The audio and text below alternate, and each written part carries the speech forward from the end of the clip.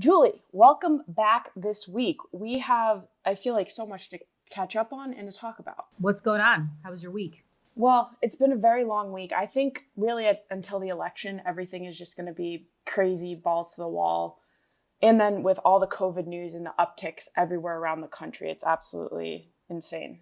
I would say, ironically, and I don't mean to politicize this, but they have, in Trump supporting places. Because even in New York and in New Jersey, which has seen upticks, where you're seeing them are in communities that are supportive of the president and don't abide by elementary things like putting on masks. New York, the places where you've seen the upticks are in these ultra-Orthodox Jewish communities where they just don't respect the social distancing. And they support the president and they believe that he is right. And so masks be damned and social distancing be damned, which, okay, whatever. But the rest of us are being affected by it. Exactly. And even seeing Trump during his rally in Sanford, seeing Governor DeSantis high five people, wipe his nose, and then continue to be in the crowd was a real just gem of a moment.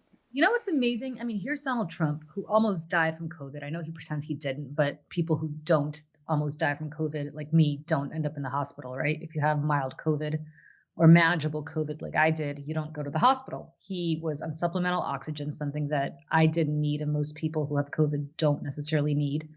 He was on a plethora of drugs. And the reality is nobody seemed to understand that this is just something that affected him. He doesn't seem to get that this affected him. It no longer affects him. He thinks he's forever immune, and maybe he is, maybe he isn't. I have no idea.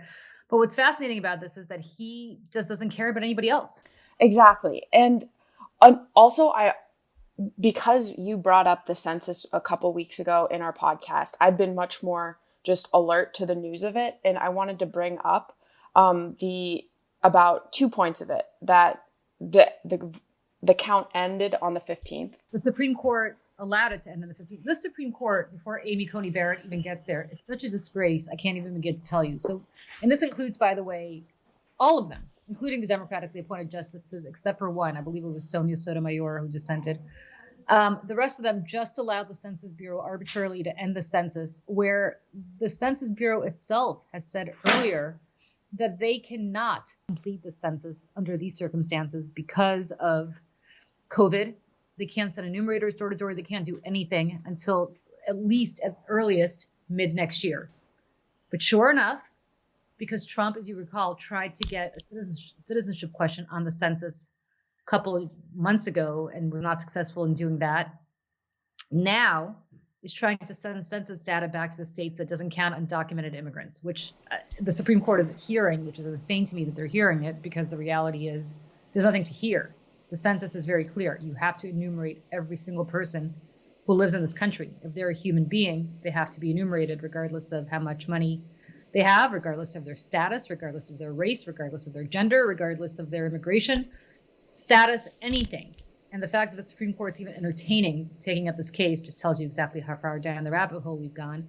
But this is an attempt to undercount rural populations, the undocumented, and they're shooting themselves in the foot, the Republicans. They think they're just counting people in the inner city who, for whatever reason, don't want to be counted, people of color.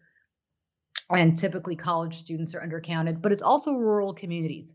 People living in rural communities are also typically undercounted. And so if you're in the state of Texas, for example, you're equally screwed because, yeah, you think you're screwing some people in Houston and Dallas and other inner cities, people of color, students living in Austin, who go to UT, and you are, but you're also really undercounting the rural communities that typically tend to vote for you. So you're screwing your own state. And by the way, what this means is that Texas hypothetically will get less money back than other states, because that's not going to be commensurate with their real population. So yeah. I don't know who they think that they're hurting, but they're also hurting themselves. Right. And like the fact, no healthcare dollars, so many things that local governments aren't going to get in funding is going to hurt everybody. And companies often look at census data when they think about where to move businesses. There are going to be fewer Walmarts coming to rural communities because those communities are undercounted. Those people have to drive farther to go to hospitals. Those people have to drive farther to go shop at, I don't know, Walmart, Target, any big box store, because their populations won't be reflected. If there was anybody with half a brain in the Trump administration, which I believe there is not, they would understand that they're going to be hurting Democrats, but they're also going to be hurting themselves. In terms of who's going to be counted, some of these congressional districts in rural parts of the country, and the rural parts of the country are represented oftentimes by Republicans, are not going to exist. So they're hurting themselves as well. It's just amazing to me that nobody has really, the people who have thought it through have not thought it through properly, because they think this is all about the undocumented, and it's not, or all about hurting communities of color, which they think trend Democratic, which yes, they do, but they forget that this also affects people who tend to trend Republican. And the rest of the people sitting in the House and the Senate on the Republican side just don't care. And by the way, neither do Democrats, because I haven't heard one senator on either side, especially on the Democratic side, go ballistic on this on a day-to-day basis and bring attention to this the way it should. And they're going to wake up, as they always do when it's an emergency, and say, oh crap, what did we do? What did we miss? And it's going to be too late. This is for the next 10 years. This is the biggest gift that Donald Trump has given to the know-nothings, aside from unqualified judges, which he's also done. Because remember, the ABA has rejected a number of these judges that the Republicans have just pushed through, despite the fact that they're not qualified, according to the American Bar Association. Right. So this is judges and a poorly flawed designed census designed to screw a lot of people, not just Democrats, is the gift that this administration, regardless of whether they win or lose, will be leaving this country for the next decade, if not longer. And then I also wanted to ask you about, we're seeing record numbers of early voters. And as someone who helps run campaigns, how does that change your strategy at all with this whole new swath of voters? It's interesting because obviously it used to be that election day was election day, and you always work towards election day, and these October surprises were timed to affect election day, and these debates are timed to inform people right before they go to the polls. You're going to have probably somewhere like a quarter of the electorate, if not more, already voting by the time we have the next debate. And we also consistently see that people have gone to the polls right in a lot of these states, a lot of the early voting states, right when Trump went to the hospital, right when that super spreader event happened, right when the virus began to surge again. It's going to be very hard to change that trajectory before election day. Republicans know this. And if you look at something, Target Smart, which is a great company, has very interesting stats down to, I believe, the local municipal level, but at least to the county and congressional levels, on who's voted demographically, from a party perspective, from a gender perspective, from a age perspective, certainly not names, but who has voted.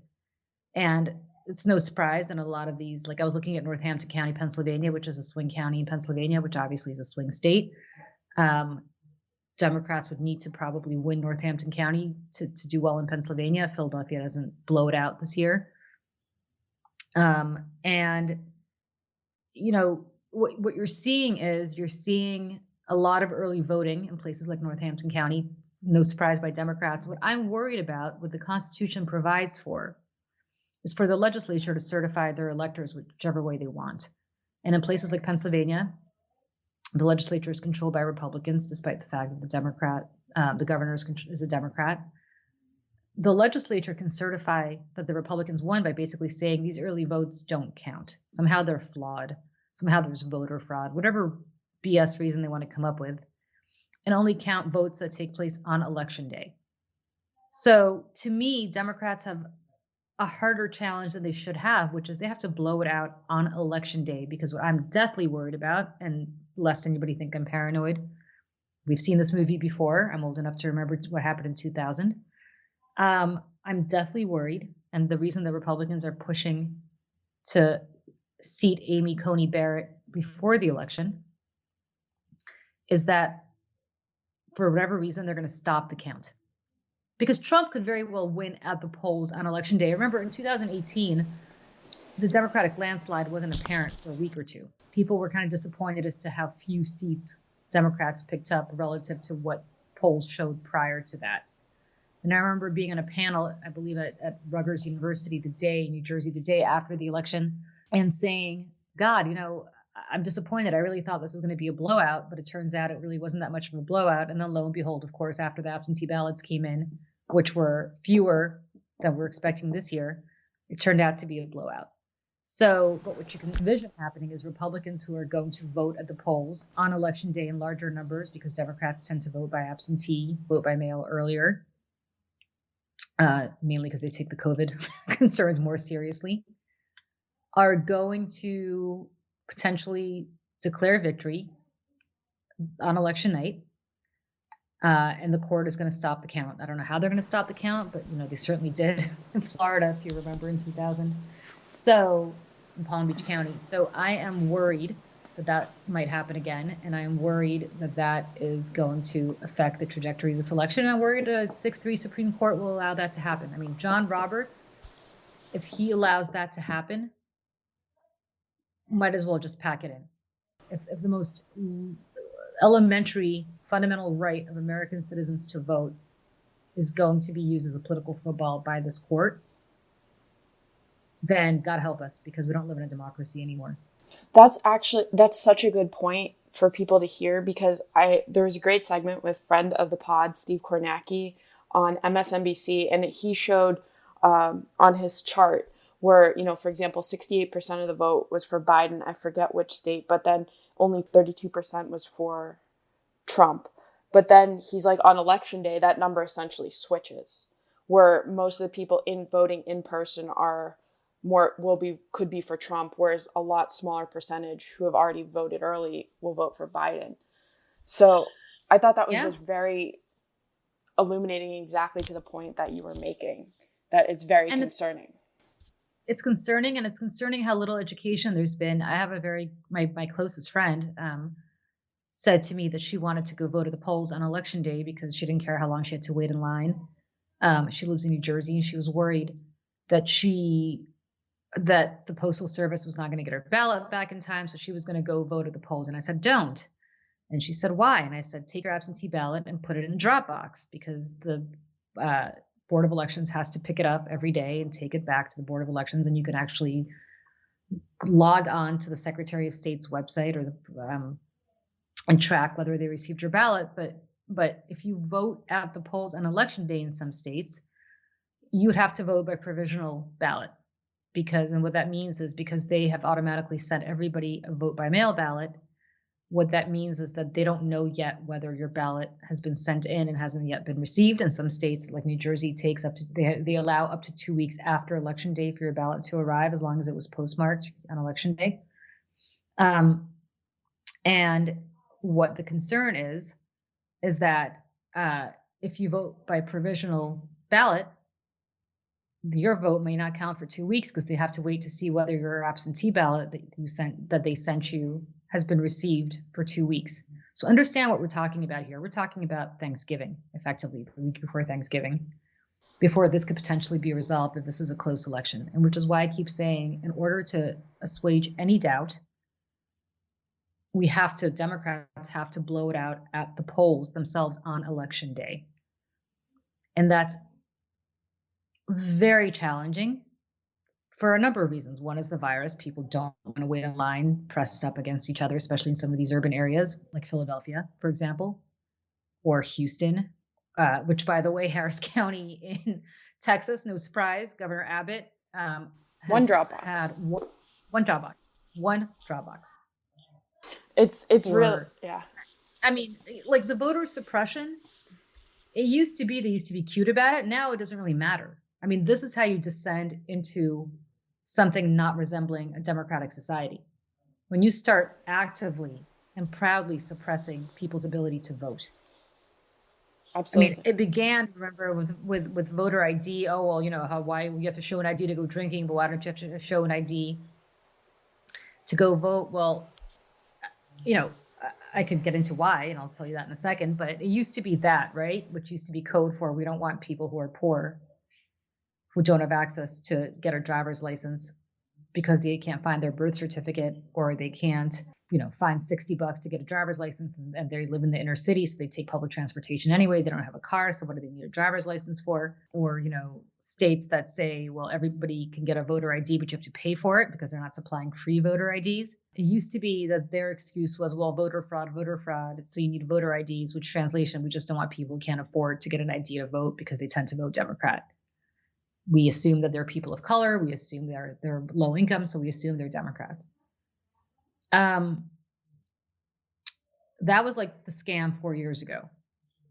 Now it's become much more apparent. They just literally are telling you, we want to make it impossible for you to vote if you live in Harris County, which tends to be a Democratic county. You saw in the primaries, I think it was in Austin. I mean, you saw people, and it was either Houston or Austin, but somewhere in Texas, these massive lines. And this is well after the primary was pretty much decided. People already knew Biden was going to be the nominee, but you saw these incredible lines where students just stood for hours and hours and hours to go vote.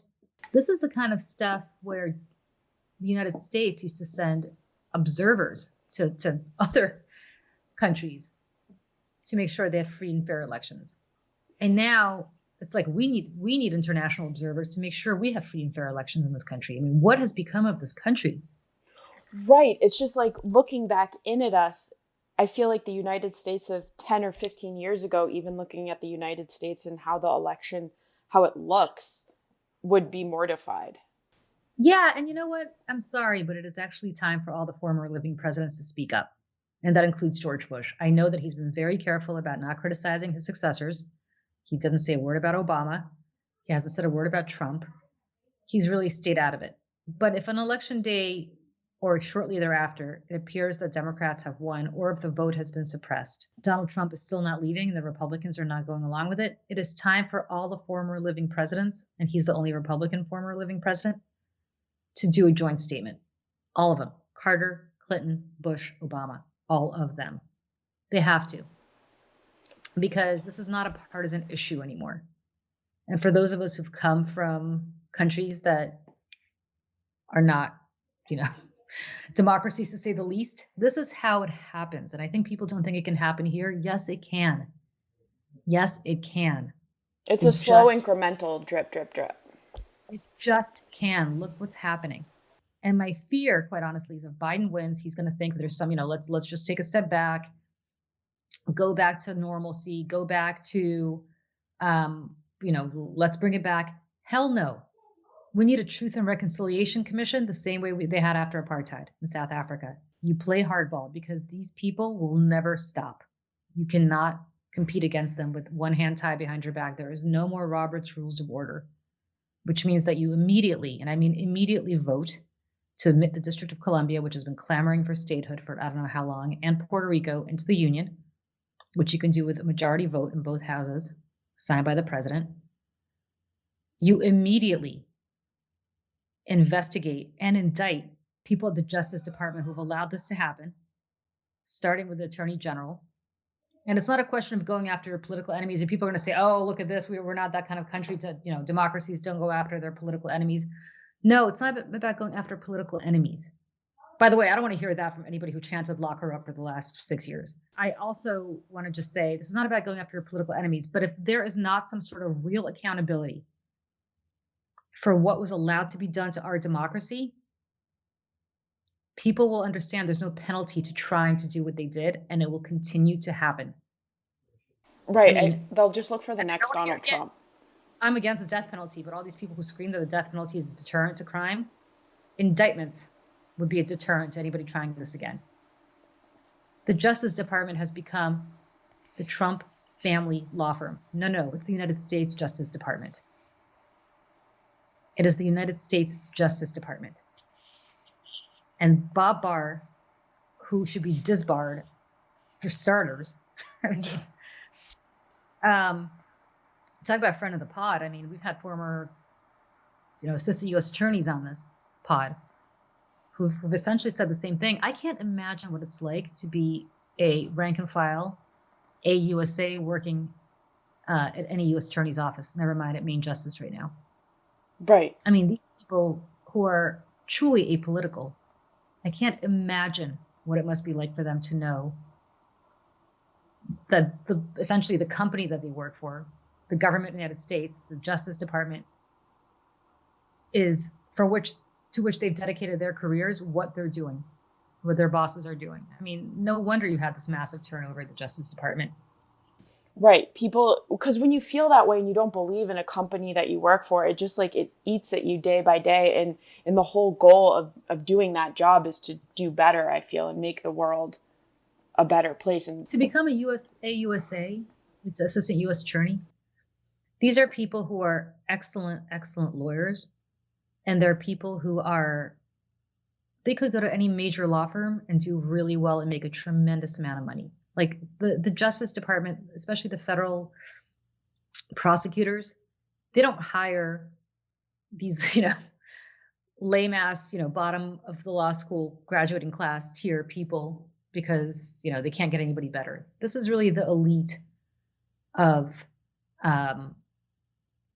their profession who choose to forego a hefty paycheck and make, a fraction of what they could make at a private law firm or as a criminal defense attorney to work for the public. And I think there's some idealism that goes into that. Mm-hmm. And to think that there are people who work there who are doing something because I think they're idealistic about working on behalf of the United States government. And what they have to, I can only imagine. I mean, I don't have to imagine because I've spoken to a few who recently left, what they must be feeling. Right. I mean, Ellie, friend of the pod again, and we had Ellie on a couple of years ago. You only need to listen and read what he says to understand. Whereas a former AUSA in New York, a guy who prosecuted the mob in the Southern District, no less, probably the elite of all U.S. attorneys' offices in the country. And I don't know. It's just depressing. And I really hope there's not this push by Joe Biden, who I think is a traditionalist, to be like, oh, no, we don't, this is not the way we do it. We don't go after our political adversaries. This is not about that. It's truly about ensuring that this doesn't happen again, ever, on either side. Well, this brings me into my next issue. It's also what I'm both happy and salty about because I submitted my absentee ballot to Florida and I got an email back that it has been received. But when I was voting, the amendments on there, and I saw a really good quote that the constitutional amendments sound like a mashup between Shakespeare and Yoda. In the Florida ones, I had to read them a lot and then I had to Google them, and it was a long process to see what I was voting yes or no for. But one of them in particular jumped out at me. It was Amendment 3, and I want your opinion on this. It changes the way Floridians vote for state races. So instead of holding separate Democratic and Republican primaries, there would be just one big one where everyone would vote, and the two candidates who received the most votes move on to the general election in November. Yeah, I mean, you have that in Georgia, and you see that there's a potential that two Republicans might actually make it to the top. I don't like it. A lot of people do ranked choice voting. A lot of people like ranked choice voting. I don't like it. And I don't like it because I think that, well, let me amend. I mean, I don't like it because this is what I do for a living. I'm a big believer in political parties, and we have political parties as a contest of ideas. It's very easy to have spoilers in this situation. Right. And I don't like that. Would it impact minority representation as well? Could it? It could. I mean, it could. I think ultimately, look, as I said, you have to only look at Georgia to see what's happening. The Democrat running against one of the Republican incumbents who's up on the ballot in Georgia, is the leading Democrat is an African-American, I believe, minister, a black minister. And then good old Matt Lieberman, Joe Lieberman's son, Joe Lieberman decided to, having screwed up the Democratic Party, he's decided to have his son do the same, is now running this complete Hail Mary campaign down in Florida, ruining it potentially for this African-American minister who's an incredible candidate by siphoning off enough votes, which means that it's a possibility. I don't know how good it is of a possibility, but there is a possibility two Republicans will actually emerge to run in the runoff in, I believe it's January is the runoff. So talk about disenfranchisement. Yeah, you're disenfranchising an African-American candidate. Right. Because Matt Lieberman decided to, throw his hat in the ring and strangely enough, stay in the ring despite the fact that he knows he's not going to make it. Wow. I had no idea about that. There was also one other amendment where Floridians have to vote on an amendment a second time 2 years later, which is just crazy for me because then nothing will get done ever.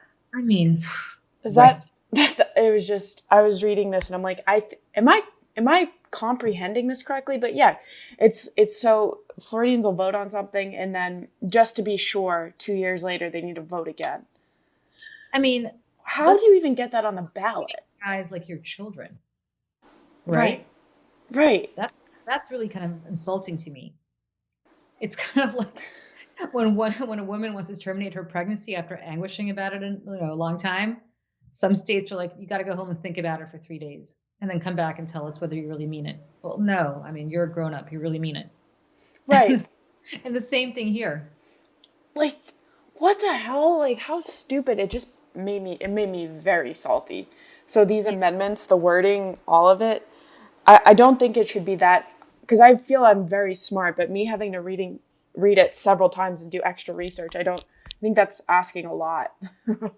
Well, how about the fact that, of course, you now have a poll tax in Florida? You guys, I mean, even when Floridians, this is why Florida is just, a treat. Every time, I mean, you literally had people overwhelmingly vote for an amendment to restore felon voting rights in Florida. And then sure enough, what happens? Election officials in Florida are actually looking to remove felons from the voter rolls and they still owe court debts. That's a poll tax. Correct. So talk about disenfranchisement. And again, you know why? Because they think these felons are predominantly African-American men and who they think are going to vote for Democrats. Right. They're not even pretending. I mean, you have a poll tax, and how is that legal? No, it's overt. It's overt, and it's horrible. I'm glad Michael Bloomberg is paying a lot of this, but that's a Band-Aid solution. Yeah, it's a Band-Aid solution, and a federal appeals court overturned the decision of a federal judge who said that's, basically a pay-to-vote system, as I believe he called it. I mean, a federal appeals court is allowing a poll tax in this country. We might need to get a lawyer on this pod to explain this to us, because I really do want to know how is that legal. I agree. I would very much. I think that's an idea for an upcoming week. But along with that, what else is making you salty this week? As if we haven't covered enough of saltiness. It's pretty much voter disenfranchisement. I'm just continue to be incredibly concerned about it. I'm also salty about the stupidity of these Trump rally goers who continue to believe that the virus isn't going to get them. I mean, they watched their icon, Donald Trump, get coronavirus at a super spreader event. It's not a hoax when the guy that you worship gets it. Like, he has admitted that he got it. Right, and he got the best treatment that you can get. He was flown to Walter Reed. He was watched 24/7 by doctors. Joe Schmo living in the trailer park in Sanford is not getting that treatment. And Joe Schmo is not getting experimental drugs. I don't care if Joe Schmo is, the richest guy in the world, he's just not. I don't think they're not going to pump experimental drugs into them. Right. He was only one of 4 who weren't in clinical trials to get this cocktail. And it is just amazing to me that they continue to believe this nonsense. I mean, over 200, and by the way, the other thing that's making me salty is the CDC is no longer counting the dead, that's been taken out of their hands. So we don't even know what the accurate total of people who've died from COVID is right now. But we know it's at least 220, 230,000 people. That's in the last 7-8 months. Fewer than that. I mean, that's a quarter of people, almost. So how do you keep track of that?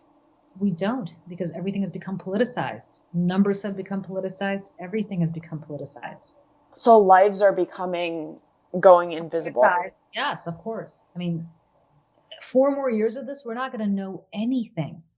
This is, I don't want to sound like Cassandra here, and I didn't spend that much time living in a horrible, despotic country. I mean, I was very little when I left. I was almost 7, but you grow up with parents like mine, and you kind of grandparents like mine, and you certainly remember certain things that took place there, and you understand what's possible. And I just think most people don't realize what's possible. It is possible for us to become like them. We don't have free and fair elections for a large swath of the country right now. Right. We just don't.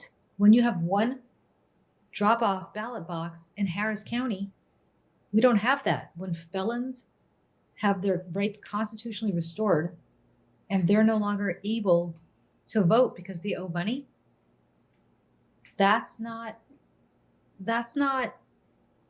a democracy when you have to pay poll tax. Right. It's, when there are voter ID laws that prevent old Black ladies who were born at a time when they may not have had a birth certificate issued to them,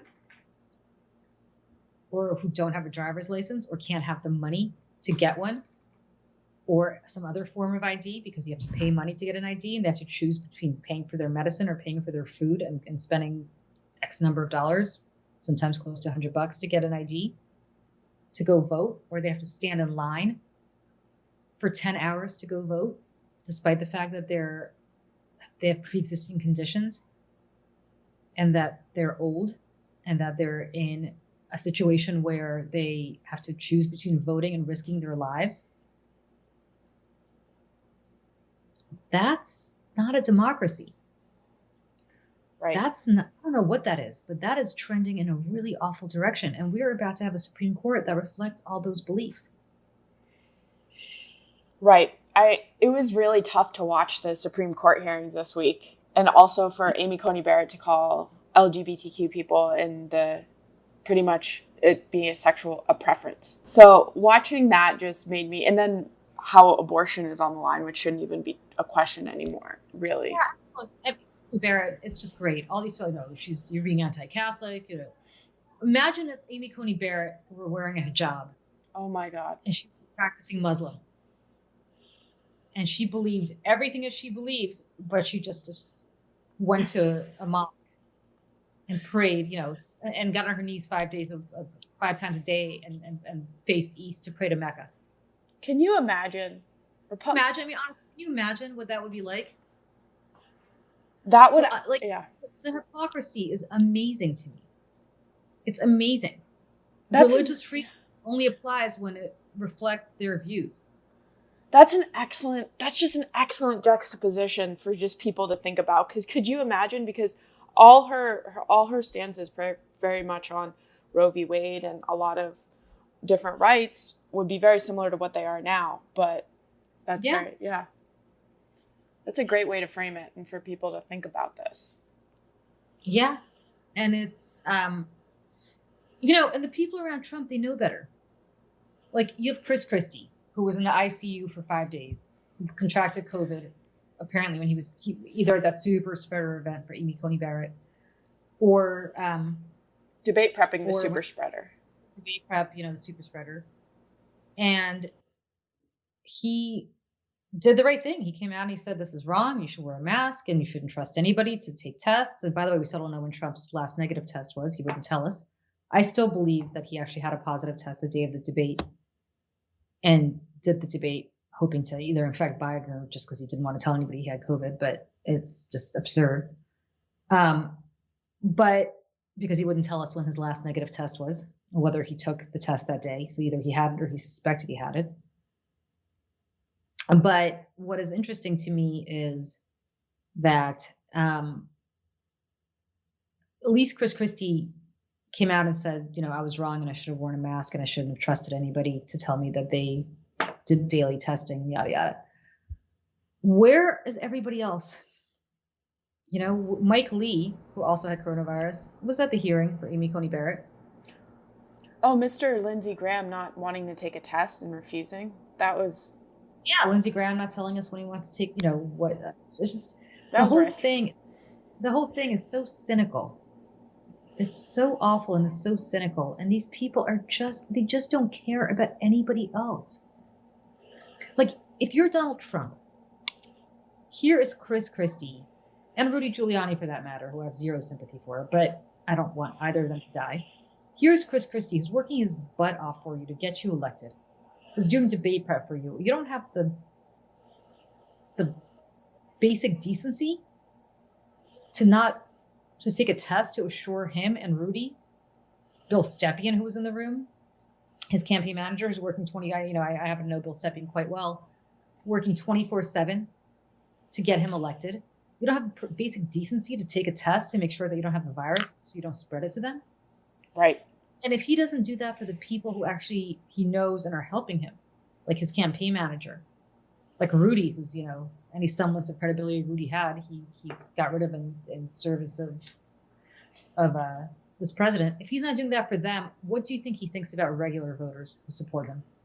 How much does he not care? Well, we know how much he doesn't care because we saw what happened in Sanford. Standing on stage behind Trump, and half of them weren't wearing a mask.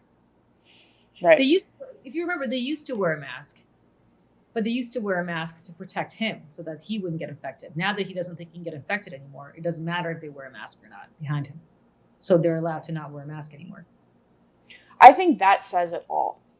That's infuriating. But it's like, what can you do? It's actually, you can't do anything. I'll tell you why you can't do anything. Listen, their body, their choice. You want to kill yourself, God bless. But the problem is you go to the supermarket with your body, your choice, and you cough on me. And then I get it. What have I done to deserve it? I don't make decisions. I saw this great Daily Show meme on Instagram that said there was in front of a Trump rally, one of the correspondents asked a guy, "Why aren't you wearing a mask?" He's like, "Well, it's my choice. It's my body." And then he's like, "Do you support abortion?" He's like, "Absolutely not." Yeah, and their attitude is, well, it's not, it's not just their body, it's somebody else's life, it's the baby's life. Okay, let's assume that you're right, it's the baby's life. Well, guess what else is the baby? Guess what else's life it is? When you get COVID, the person you cough on, it's their life too. They're as innocent as that baby is. Exactly. But apparently that doesn't matter because, again, we've seen this before. People like that only want to protect, quote unquote, life in the womb. The minute it's out, doesn't matter what happens to the kid. Right. That's why they don't fund early education or healthcare, universal healthcare, or anti-poverty programs, or in this case, even do the basic fundamental responsible thing of making sure that if you have the virus or suspect you have the virus, you don't go around breathing on other people. You self-isolate. Exactly. Or just wear a damn mask. It's not that hard. Like, what's so hard about wearing a mask? It's really not. I mean, really, what is so hard about wearing a mask? Absolutely nothing. It's inconvenient, but it's not really, because you're saving lives. You're helping people. It's just like... It's not convenient. What's inconvenient? Oh, I don't like the mask. I can't breathe. Give me a break. It's just the selfishness. I don't know what's happened. I mean, it used to be that people really were all in it. I guess that's what's making me salty, Emily. It used to be, I guess, maybe I'm being idealistic, that we all used to be in on it together. Yep. We all sort of, and now we're not. Now it's like every man or woman for themselves, except that some people are too dumb to realize they're actually hurting themselves in the process. Exactly. So I think that's an excellent theme for people to walk away with this with. Well, tell me something happy, because this has been a very depressing pod. You made tiramisu and chocolate cake, which was bomb. It was a bomb. I got to say, I still have a lot of it left. That chocolate cake was good. I actually didn't try the tiramisu, but the cake was good. I had tiramisu for breakfast. Did you? I actually did. And it was great. So I had chocolate cake in a really sneaky way. I just kind of took my finger and ate half the frosting off the cake and left it to others to actually eat the cake itself. The frosting is seriously, there's a talent there with pure frosting. The tiramisu with the stuff on top, that the frosting from a couple weeks ago was amazing. This this chocolate frosting, I'll tell you the secret. It's really not a secret. I literally put not one, not two, not three, but 4 sticks of butter in there. I think that did it. It was so good. You're literally eating chocolate and butter. That was excellent. 4 sticks of butter and probably a pound of sugar and cocoa and vanilla. But it was very good. Yeah, so that made me extremely happy. And then I did an awesome walk yesterday throughout Central Park. And like, you forget how beautiful the city is and how wonderful it is. Yeah. And then the leaves are starting to change on the trees. And it's something I never got in Florida. And every time I see it, it almost takes my breath away because it's so pretty. And I never really get to appreciate it all the time. Yeah, we were up in Massachusetts last weekend for the first time in a couple of weeks, and the leaves have started to change. And I'm hoping we will get there next weekend. I'm not sure. I have to check out my son's soccer schedule, but I think we're going to hit peak leaf season, which is the best time ever to be in the Northeast and especially New England. So I'm hoping we can make it up there next weekend to take a look because it's so pretty and amazing up there. That's actually a positive thing to end on. October in New England is fantastic. Perfect. All right. Till next time. All right. Bye. Bye.